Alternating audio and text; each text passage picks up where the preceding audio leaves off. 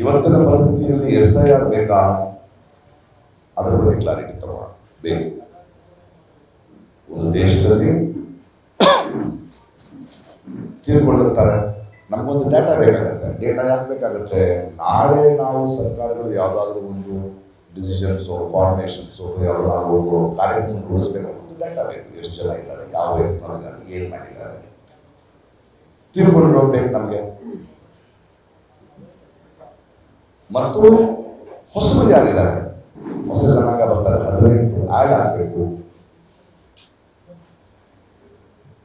ಇನ್ನು ಕೆಲವು ಶಿಫ್ಟ್ ಆಗಿದ್ದಾರೆ. ಇವಾಗ ಈ ಬೂದಿಂದ ಆ ಬೂತ್ ಶಿಫ್ಟ್ ಆಗಿದ್ದಾರೆ. ನೀನು ತುಂಬ ಎಲ್ಲೆಲ್ಲೋ ಓಡಾಡ್ತು, ನೀನು ಯಾವ ಬೂತ್ ಶಿಫ್ಟ್ ಆಗಿದೆಯೋ ಅಲ್ಲಿಯೇ ನಿನಗೆ ಓಟ್ ಸಿಗುತ್ತೆ. ಅದರಲ್ಲಿ ಪ್ರತಿಯೊಬ್ಬರು ಓಟ್ ಹಾಕಿ ಇಡೀ ಭಾರತದ ಪಕ್ಕದಲ್ಲಿರುವ ಕರ್ನಾಟಕದ 5.5 ಕೋಟಿ ವೋಟರ್ಸ್ಗಳನ್ನ ನಾವು ಇದನ್ನ ಚೆಕ್ ಮಾಡಿ. ಇದಕ್ಕೆ ಮುಂಚೆ ಹೇಗೆ ನಡೀತಿತ್ತು ಅಂದರೆ 2002 ನೋಡ್ತೀವಿ, 100 ಹೇಳಿದಾಗ ಒಂದು ಎಲೆಕ್ಷನ್ ಕಮಿಷನ್ ಇಟ್ಕೊಂಡು ಮನೆ ಮನೆಗೆ ಹೋಗಿ ಫಾರ್ಮ್ ಫಿಲ್ಅಪ್ ಮಾಡ್ತಿರಲಿಲ್ಲ. ಫಾರ್ಮ್ ಫಿಲ್ಅಪ್ ಮಾಡೋದು ಆಲ್ರೆಡಿ ಓಟ್ ಕೆಲಸ ಅಲ್ಲ.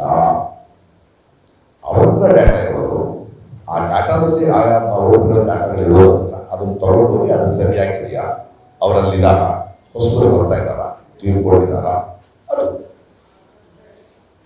ಈಗೇನಾಗ್ತಾ ಇದೆ, ಇಡೀ ದೇಶವನ್ನ ಒಂದು ಟೆಸ್ಟ್ ಕೂತ್ಕೊಂಡು ಎಕ್ಸಾಮ್ ಬರೆಸ್ತಾ ಇದ್ದಾರೆ.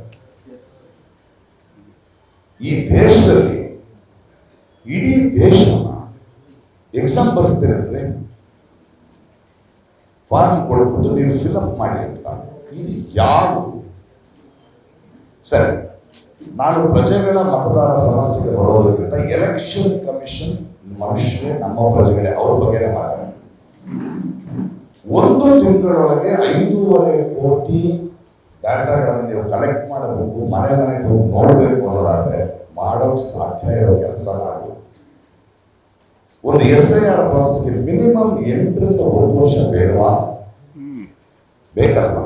ಯಾಕೆ 1 ತಿಂಗಳು ಮಾಡ್ತಿದ್ದೀವಿ? ಯಾಕೆ ಸರ್ಕಾರಿ ನೌಕರರಿಗೆ ಮತ್ತು BLOಗಳಿಗೆ ಇಂಥ ಟಾರ್ಚರ್ ಯಾಕೆ ಕೊಡ್ತಾ ಇದ್ದೀವಿ? ಎಲ್ಲೇ ನೋಡಿದ್ರು 1.5 ತಿಂಗಳು. ಎಷ್ಟು ಜನ BLOಗಳು, ನೀವು UP ತಗೊಳ್ಳಿ, ಬೆಂಗಾಲ್ ತಗೊಳ್ಳಿ, ಈ ಟೆನ್ಷನ್ ತಗೊಳಕಾದ ಆತ್ಮಹತ್ಯೆ ಮಾಡ್ಕೊಂಡಿದ್ದಾರೆ. ಅವಾಗ ಅಬೆಟ್ಟಿಂಗ್ ಸೂಸೈಡ್ ಅಂತ ನಿಮ್ಮ ಮೇಲೆ ಕೇಸ್ ಹಾಕೋದ ಸರ್ಕಾರದ ಮೇಲೆ? ಅಂದ್ರೆ ಅವರು ಮನುಷ್ಯ ಇದ್ದಾರೆ ಆಫೀಸರ್ಸ್. ನಾವಿವತ್ತು ಎಲೆಕ್ಷನ್ ಕಮಿಷನ್ ಬೈತಾ ಇದೀವಿ, ಅವರಲ್ಲ ಕಾರಣ. ಅವರು 1 ತಿಂಗಳಲ್ಲಿ ಮಾಡಿದ್ದು ಯಾಕೆ ಹೇಳ್ತೀವಿ ನೀವು? ಈ ದೇಶದಲ್ಲಿ ಒಂದು ಮನೆಯಲ್ಲಿ ಒಬ್ಬನು ಯಾಕೆ ಆಬ್ಸೆಂಟ್ ಆಗಿರ್ತಾನೆ, ಯಾಕೆ ಮನೆ ಚೇಂಜ್ ಮಾಡಿರ್ತಾನೆ ರೀ? ಒಬ್ಬ ಪ್ರಜೆ ಯಾಕೆ ಆಬ್ಸೆಂಟ್ ಆಗಿರ್ತಾನೆ? ಕೆಲಸ ಇದೆ. ಒಬ್ಬ BLO ಒಂದು ಫ್ಲಾಟ್ನಲ್ಲಿ ಒಂದು 3 ಮನೆ ಇದ್ರೆ ಅವ್ನಿಗೆ ಎಷ್ಟು ದಿನ ಬೇಕು ಅಷ್ಟು ಫ್ಯಾಮಿಲಿ ನೋಡೋದು? ಬೆಳಿಗ್ಗೆ ಹೋಗ್ಬೇಕು, ಒಂದು ಮನೆಗೆ 5 ಹೋಗಿದ್ರೆ ಫಾರ್ಮ್ ಹೋಗ್ಬೇಕು, ಫಾರ್ಮಲ್ಲಿ ಫಿಲ್ಅಪ್ ಮಾಡಬೇಕು. ಹೋದಾಗಿಲ್ಲ ಅಂದ್ರೆ 1 ವಾರದ ಕೆಲಸದ ಮೇಲೆ ಹೋಗಿರ್ಬೋದು. ಆ ಮನೆ ಹೆಣ್ಣುಮಗಳು ತವರು ಮನೆಗೆ ಜೊತೆಗೆ ಹೋಗಿರ್ಬೋದು. ಒಬ್ಬ ಮುದುಕಿ ಇರ್ತಾಳೆ, ಅವಳು ಗೊತ್ತಿಲ್ಲದೆ ಇರ್ಬೋದು. ಇಲ್ಲ ಅಂದ ತಕ್ಷಣ ಆಬ್ಸೆಂಟ್. ಅವನು ಆಬ್ಸೆಂಟ್ ಆದ್ಮೇಲೆ ಅದು ಅವನ ತಪ್ಪ, ಅದು ಕ್ರೈಮ್. ಅವನ ಓಟನ್ನ ಡಿಲೀಟ್ ಮಾಡಿ ನೀನು ಮತ್ತೆ ಬಾ ಅಂತೀರಾ? ಅವನ ಓಟನ್ನ ಡಿಲೀಟ್ ಮಾಡಿ ನೀನು ಮತ್ತೆ ಬಂದು ನೀನು ಪ್ರೂವ್ ಮಾಡುವಂತ ದೇಶದ ಪ್ರಜೆಗೆ ಹೇಳುವ ಒಂದು ಪ್ರಕ್ರಿಯೆ ಮಾಡ್ತಾ ಇದ್ದೀರಾ? ಈ ದೇಶದ ಬಡತನದಲ್ಲಿ ಎಷ್ಟು ಜನ ಸ್ವಂತ ಮನೆಗಳಿದ್ದಾರೆ? ಮಧ್ಯಮ ವರ್ಗ. ಮನೆ ಚೇಂಜ್ ಮಾಡ್ತಾ ಇರ್ತಾರೆ. ಮನೆ ಚೇಂಜ್ ಮಾಡಿರೋ ಕಾರಣಕ್ಕೆ, ಅದನ್ನು ನಿಮಗೆ ತಿಳಿಸಿಲ್ಲ ಅನ್ನೋ ಕಾರಣಕ್ಕೆ ಡಿಲೀಟ್ ಮಾಡಿಬಿಡ್ತೀರಾ? ಈ ಪ್ರಶ್ನೆ ನಾವು ಡಿಲೀಟ್ ಮಾಡಿಲ್ಲ, ಪರ್ಮನೆಂಟ್ಲಿ ಶಿಫ್ಟೆಡ್ ಅಂತ. ಪರ್ಮನೆಂಟ್ಲಿ ಶಿಫ್ಟೆಡ್ ಅಂತ ನೀವು ಬರೆದು ಅವನು ಮತ್ತೆ ವೋಟರ್ ಆಗಬೇಕಾದ್ರೆ ಅವನು ಫಿಲ್ ಮಾಡಬೇಕಾಗಿರೋ ಫಾರ್ಮ್ ಯಾವುದು? Form number 6. ಫಾರ್ಮ್ ನಂಬರ್ 6 ಸಾಂವಿಧಾನಿಕವಾಗಿ ಕಾನ್ಸ್ಟಿಟ್ಯೂಷನ್ ಎಲೆಕ್ಷನ್ ಕಮಿಷನ್ ಹತ್ರ ಇರೋದು ಹೊಸ ವೋಟ್ಗಳನ್ನು ಸೇರ್ಪಡೆ ಮಾಡೋದಕ್ಕೆ ಹೊರತು ಹಳೆ ವೋಟ್ಗಳನ್ನು ಮಾಡೋದಲ್ಲ. ಅಂದರೆ ಫಾರ್ಮ್ ನಂಬರ್ 6 ಮೊದಲಿಂದ ತಗೊಂಡ್ಬರ್ಬೇಕು. ಆ ಫಾರ್ಮ್ ನಂಬರ್ 6 ಆಗೋ ಪ್ರಕ್ರಿಯೆಯಲ್ಲಿ ಗ್ಯಾರಂಟಿ ಇಲ್ಲ. ಯಾರು ಅಬ್ಸೆಂಟ್ ಆಗಿದ್ದಾರೆ? ನೀವು ಬಂಡೀಪುರ ನಾಗರಹೊಳೆ ಫಾರೆಸ್ಟ್ ಸೈಡ್ ಹೋದರೆ ವಯನಾಡಿಗೆ 6 ತಿಂಗಳು ಗುಳೆ ಹೋಗ್ತಾರೆ. ನೀವು ಬಳ್ಳಾರಿ ಆ ಕಡೆ ಅಂತ ಪ್ಲೇಸ್ಗಳನ್ನು ನೋಡಿದ್ರೆ ಬೇಸಿಗೆಗಾಲದಲ್ಲಿ ಇರಕ್ಕಾಗದೆ ಗುಜರಾತ್ಗೆ, ಗೋವಾಗೆ, ಬೇರೆ ಯಾವುದಾದ್ರು ನೀಟಿಗೆ ಕಾಯಿಸಕ್ಕೆ ಹೋಗ್ತಾರೆ. ನೀವು SIR ಸ್ಟಾರ್ಟ್ ಮಾಡಿದ್ದು ಗೊತ್ತಿಲ್ಲ. ಅವ್ರ ಓಟ್ಗಳಿದೆ, ಅವ್ರು ಹೋಗಿದ್ದಾರೆ ಅನ್ನೋ ಕಾರಣಕ್ಕೆ ಡಿಲೀಟ್ ಹೆಂಗೆ ಮಾಡ್ತೀವಿ? ಅವ್ರು ಮತ್ತೆ ಬಂದು ಅಂದರೆ ಇವತ್ತು ಸರ್ಕಾರ ದೇಶ ನಡೆಯುತ್ತಿರುವುದು ಪ್ರತಿಯೊಬ್ಬ ವ್ಯಕ್ತಿ ದುಡಿಯುತ್ತಿರುವ ಅವನ ಬೆವರಿನ ಹಣದಲ್ಲಿ ಅವನ ಮನೆಯನ್ನು ನೋಡಿಕೊಂಡು ಸರ್ಕಾರಕ್ಕೆ ಟ್ಯಾಕ್ಸ್ ಕಟ್ತಾನೆ. ಒಂದು ಬೆಂಕಿಪಟ್ಟಣ ತಗೋಬೇಕಂದ್ರೆ ಅವನು ಟ್ಯಾಕ್ಸ್ ಯಾಕೆ ಕಟ್ತಾನೆ? ನೀವು ಸರ್ಕಾರ ನಡೆಸಿ, ನೀವು ಪೊಲೀಸ್ ಡಿಪಾರ್ಟ್ಮೆಂಟ್ ನಡೆಸಿ, ನೀವು ಎಲೆಕ್ಷನ್ ಕಮಿಷನ್, ನಿಮ್ಮೆಲ್ಲರಿಗೂ ಸಂಬಳ ಕೊಡ್ತೀವಿ ಅವನು. ಇವತ್ತು ಭಾರತ ದೇಶದಲ್ಲಿ ನೀವು ಸಾಮಾಜಿಕ ನ್ಯಾಯ ತಂದ್ರ, ಎಲ್ರಿಗೂ ಕೆಲಸ ಕೊಟ್ರ ಇಲ್ಲ. ಬಟ್ ಅಂಬೇಡ್ಕರ್ನ ಕಾನ್ಸ್ಟಿಟ್ಯೂಷನ್ನಲ್ಲಿ ಒಬ್ಬರಿಗೆ ಒಂದು ಮತ, ಅದು ಅವನ ಹಕ್ಕು, ಅದೊಂದೇ ಅವನ ಪವರ್. ಆ ಪವರಿಂದ ಅವನು ಆರಿಸಿದ ಸರ್ಕಾರ ಚೆನ್ನಾಗಿ ಕೆಲಸ ಮಾಡಿದ್ರೆ ಮತ್ತೆ ವೋಟ್ ಮಾಡ್ತಾನೆ, ಇಲ್ಲಾಂದ್ರೆ ಇಳಿಸ್ತಾನೆ. ಅದೊಂದೇ ಅವನ ಹತ್ರ ಇರೋದು. ಎಲ್ಲ ರಾಜಕೀಯ ನಾಯಕರು, ಎಲ್ಲ ರಾಜಕೀಯ ಪಕ್ಷಗಳು 5 ವರ್ಷಕ್ಕೆ ಒಂದ್ಸಲ ಹೋಗಿ ಸ್ವಾಮಿ ನಮಗೆ ಅಧಿಕಾರ ಕೊಟ್ಟು ಆಶೀರ್ವದಿಸಿ, ನೀವೇ ಶ್ರೇಷ್ಠ, ನಿಮ್ಮ ಸಮಸ್ಯೆಯನ್ನು ನಾವು ಪರಿಹಾರ ಮಾಡ್ತೀವಿ ಅಂತ ಬೇಡ್ಕೊಳ್ತಿರೋ ಕಾಲ ಹೋಗಿ ಈಗ ಆ ಮತದಾರ ಯಾರ ದುಡಿಮೆಯಿಂದ, ಯಾರ ಇರುವಿಕೆಯಿಂದ, ಯಾರ ದುಡ್ಡಿನಿಂದ, ಯಾರ ಟ್ಯಾಕ್ಸಿಂದ ದೇಶ ನಡೀತಿದೆಯೋ ಅವನು ನಿಮ್ಮ ಮುಂದೆ ಬಂದು ಹೇಗಾದರೂ ಮಾಡಿ ನನ್ನ ಓಟನ್ನು ತಿರುಗಿ ಕೊಡುವ ಭಿಕ್ಷೆ ವ್ಯವಸ್ಥೆಗೆ ತಗೊಂಡ್ಬರ್ತೀರಾ? ಒಂದು 85 ವರ್ಷದ ಮೂಲಕ ಸ್ವತಂತ್ರಕ್ಕೆ ಮುಂಚೆ ಹುಟ್ಟಿದ ವ್ಯಕ್ತಿ ಒಂದು 20 ಸಲ 20 ಎಲೆಕ್ಷನ್ಗಳು ವೋಟ್ ಮಾಡಿರ್ಬೋದ? ಅವನು ಮನೆಯಲ್ಲಿಲ್ಲ, ಮನೆ ಚೇಂಜ್ ಮಾಡಿದ್ರೆ ಅನ್ನೋ ಕಾರಣಕ್ಕೆ ಅವನು ಮತ್ತೆ ಬಂದು ನಿಂತ್ಕೊಂಡು ವೋಟ್ ಕೇಳಬೇಕಾ? 2008 ವೋಟ್ ಮಾಡಿದೆ, 2 ವೋಟ್ ಮಾಡಿದೆ, ನನ್ನ ತಾಯಿಯಲ್ಲಿ ವೋಟ್ ಮಾಡಿದ್ರು, ನನ್ನ 15 ಸರ್ಟಿಫಿಕೇಟ್. ಅಂದರೆ ಒಂದು ಇಡೀ ದೇಶವನ್ನು, ಪ್ರಜೆಗಳನ್ನು ಹವಯಾರು ಟ್ರಾಮಟೈಸಿಂಗ್. ಇದರ ಹಿಂದಿರುವ ರಾಜಕೀಯದ ಹುನ್ನಾರ ಏನು? ನಿಮ್ಮ ಅನಿಸಿಕೆ ಏನು? ಅಥವಾ ನಿಮಗಿರುವ ಸಂತೋಷ ಏನು? ಕರ್ನಾಟಕಕ್ಕೆ ಇನ್ನು 2.5 ವರ್ಷ ಇದೆ ಎಲೆಕ್ಷನ್. ತಗೊಳ್ಳಿ 1 ವರ್ಷ. SIR ಸ್ಟಾರ್ಟ್ ನಾಳೆಯಿಂದ ಅಲ್ಲ, SIR ಸ್ಟಾರ್ಟ್ ಮಾಡೋದಕ್ಕೆ ಮುಂಚೆ ಯಾಕೆ ಒಂದು 6 ತಿಂಗಳಿಂದ ಜನರಿಗೆ SIR ಸ್ಟಾರ್ಟ್ ಆಗ್ತಾ ಇದೆ ಅಂತ ಹೇಳ್ತಾ ಇಲ್ಲ? ಅವರಿಗೆ ಒಂದು ಡಿಗ್ನಿಟಿ, ಗೌರವ ಯಾಕೆ ಕೊಡ್ತಿಲ್ಲ? Is a voter in this country. ಈ ದೇಶದ ಪ್ರಜೆ ಪರ್ಮನೆಂಟ್ಲಿ ಶಿಫ್ಟೆಡ್. ಅಂದರೆ ಚಂದ್ರಯಾನಕ್ಕೋ ಮಾರ್ಸೆಲ್ ಜೂಪಿಟರ್ಗೆ ಹೋಗಿದ್ದಾನೆ, ನಾವು ಪಕ್ಕದ ಮನೆಗೆ ಹೋಗಿರ್ತಾನೆ, ಇನ್ನೊಂದು ಊರಿಗೆ ಹೋಗಿರ್ತಾನೆ, ಭಾರತ ದೇಶದಲ್ಲಿ ತಾನೇ ಇದ್ದಾನೆ. ನೀವು ಒಂದು ಆ ಡಿಗ್ನಿಟಿಯನ್ನು ಕೊಡದೆ 1 ತಿಂಗಳಲ್ಲಿ ಹೆಂಗೆ ಮಾಡ್ತೀರಿ ನೀವು? ಒಂದು 6 ತಿಂಗಳ ಮುಂಚೆ ಅನೌನ್ಸ್ ಮಾಡಿ. ಯಾಕೆ ನೀವು ನೀವು ಸ್ವಚ್ಛ ಭಾರತ್ ಟಾಯ್ಲೆಟ್ ಮಾಡೋದಕ್ಕೆ ಖರ್ಚಿಗಿಂತ ಜಾಸ್ತಿ ಪಬ್ಲಿಸಿಟಿ ಮಾಡ್ತೀರಲ್ಲ? ಆ ಥರ ಮಾಡಿ. ಸರ್ಕಾರಿ ಬಸ್ಗಳಿದೆ, ಸರ್ಕಾರಿ ಆಸ್ಪತ್ರೆಗಳಿದೆ, ಸರ್ಕಾರಿ ಶಾಲೆಗಳಿದೆ, ಸರ್ಕಾರಿ ಸಿಬ್ಬಂದಿ ಇದೆ, MLAಗಳಿದ್ದಾರೆ, MP ಗಳಿದ್ದಾರೆ, ಕಲೆಕ್ಟರ್ಗಳಿದ್ದಾರೆ. ರಸ್ತೆ ಬಸ್ಗಳ ಮೇಲೆ ಹಾಕಿ ಒಂದು 6 ತಿಂಗಳು ನಟರನ್ನ ಕರೀರಿ, ಇನ್ಫ್ಲುಯೆನ್ಸರ್ಸ್ನ ಕರೀರಿ, ಕೊನೆಯ ಮೂಲೆಯಲ್ಲಿರುವ ಮತದಾರರವರೆಗೆ ಈ ವಿಷಯವನ್ನು ತಲುಪಿಸಿ, ಸ್ವಲ್ಪ ಗೌರವಿಸಿ, ನೀವಾಗಿ ಬಂದು ನಿಮ್ಮಲ್ಲಿ ತಿಳ್ಕೊಂಡಿರೋದನ್ನ ನೋಂದಾಯಿಸಿ. ನಿಮ್ಮಲ್ಲಿ ಯಾರಾದರೂ ಯಂಗ್ಸ್ಟರ್ಸ್ ಹೊಸಬರಿದ್ದರೆ ಹೇಳಿ. ನೀವು ಮನೆ ಶಿಫ್ಟ್ ಮಾಡಿದರೆ ಫಾರ್ಮ್ ನಂಬರ್ 8 ಫಿಲ್ಅಪ್ ಮಾಡಿ. ಅದನ್ನು ಮಾಡದೆ ಏಕಾಏಕಿ 1 ತಿಂಗಳಲ್ಲಿ ಬಂದ್ವಿ, ನೋಡಿದ್ವಿ, ಬಾಗಿಲು ತಟ್ಟಿದ್ವಿ, ಇಲ್ಲ.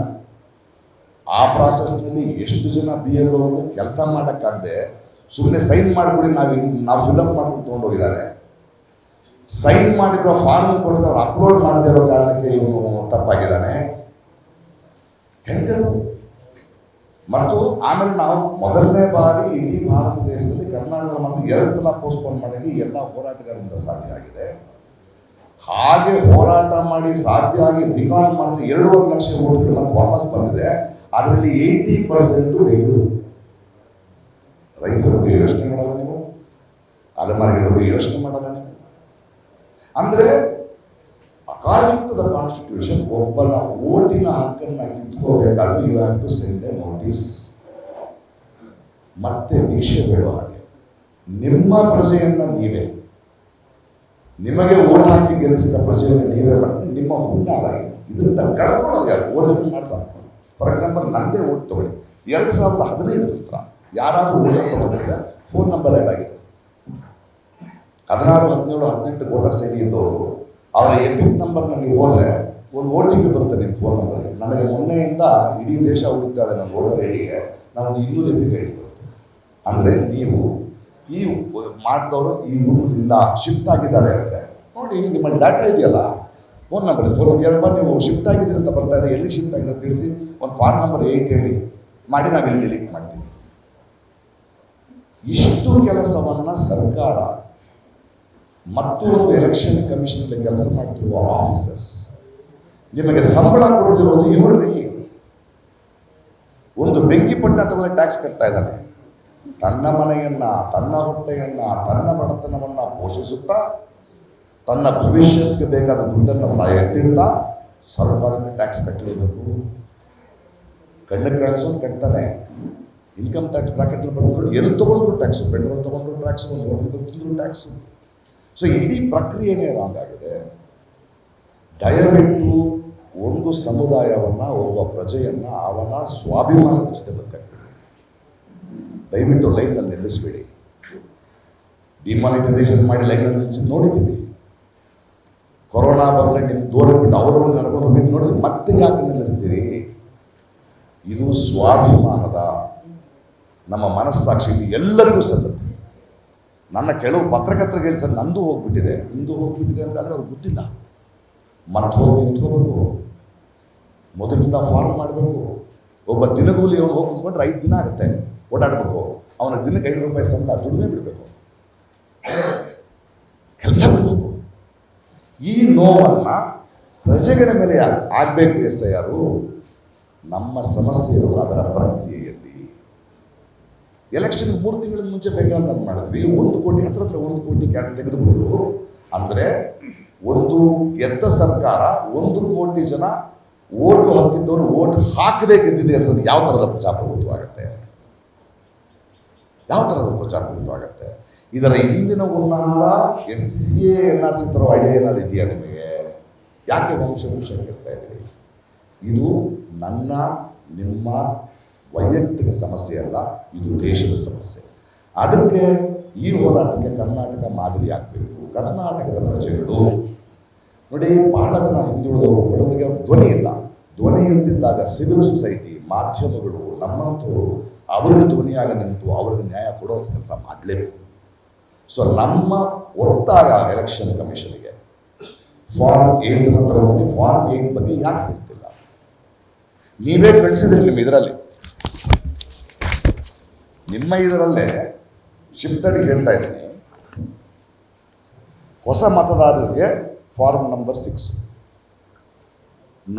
ಸ್ಥಳಾಂತರಗೊಂಡು ಮತದಾರರಾಗಿ ನೋಂದಾಯಿಸಿಕೊಳ್ಳೋದಕ್ಕೆ ಫಾರ್ಮ್ ನಂಬರ್ 8 ಅಂತ ನೀವೇ ಅನೌನ್ಸ್ ಮಾಡಿದ್ದೀರಿ. ಆ ಫಾರ್ಮ್ ನಂಬರ್ 8 ಯಾಕೆ ಹೇಳ್ತಾ ಇಲ್ಲ ಈಗ?